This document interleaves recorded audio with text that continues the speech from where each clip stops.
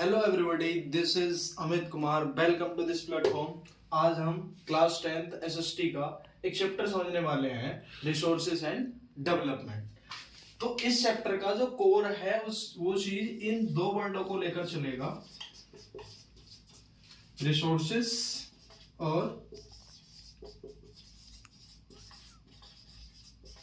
Development.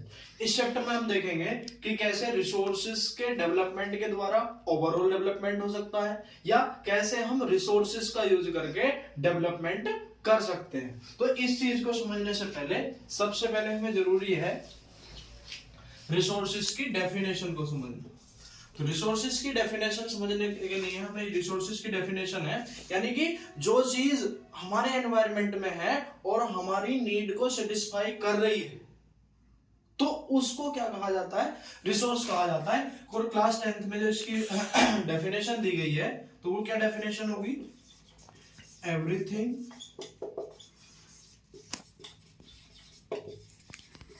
Available in our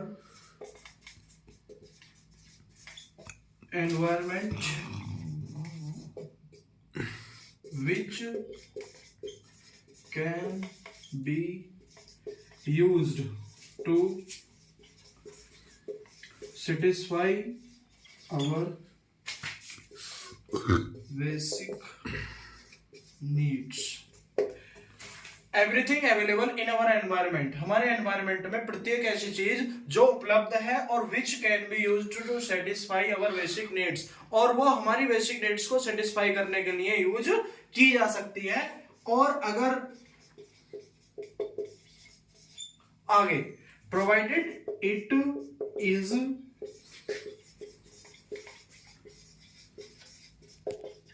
technologically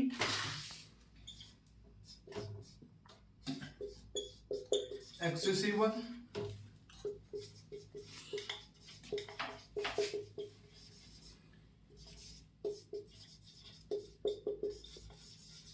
economically feasible and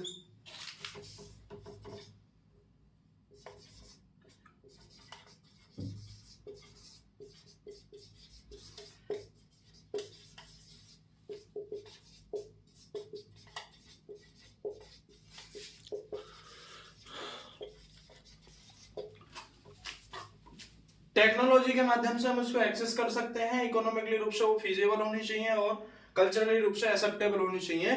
उसको क्या कहा जाता है? रिसोर्स कहा जाता है। एक बार फिर समझ लेते हैं। Everything available in our environment, हमारे एनवायरनमेंट में प्रत्येक ऐसी चीज which can be used to satisfy our needs, जो हमारी नीड्स को सेटिस्फाई करने के लिए यूज की जा सकती है। It is technologically accessible. अब ये जो तीन वर्ड दिए गए हैं, technologically accessible, economically feasible and culturally acceptable, इनको समझना जरूरी है। कि जैसे हमने सपोज करो एक रिसोर्स लेकर चलते हैं गोल्ड, और गोल्ड हमारे पास है, किसी जगह पर गोल्ड है और हमने देखा कि हाँ गोल्ड को हम क्या कर सकते हैं? टेक्नोलॉजी के माध्यम से एक्सेस कर सकते हैं।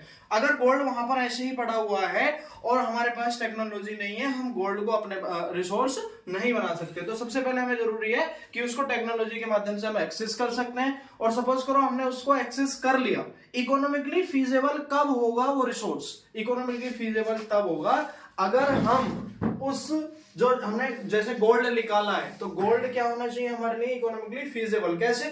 कि अगर हमने सपोज करो गोल्ड को निकालने के लिए 10 लाख रुपए लगा दिए और हमारे पास गोल्ड आया केवल 2 लाख रुपए का, क्या हमारे लिए उसको इकोनॉमिकली फिजिबल हुआ? नहीं हुआ, हमारे लिए फायदा नहीं हुआ, इसलिए वो रिसोर्स उस टाइम पर नहीं कहलाएगा। तो अगर हम एप्रोप्रिएट टेक्नोलॉजी के माध्यम से उसको एक्सेस कर रहे हैं और वो इकोनॉमिकली फिजिबल है, यानी कि हमें प्रॉफिट हो रहा है, और कल्चरली एक्सेप्टेबल भी होना चाहिए। कल्चरली एक्सेप्टेबल यानी कि कल्चरली रूप से उसकी वैल्यू होनी चाहिए। जैसे गोल्ड है, गोल्ड हमारे पास आ गया तो गोल्ड की वैल्यू है। तो इस तरह के जो एवरीथिंग, जो भी वस्तु है वो उपलब्ध है हमारे एनवायरनमेंट में, तो उसको क्या कहेंगे? रिसोर्स कहेंगे। उससे आगे हम समझते हैं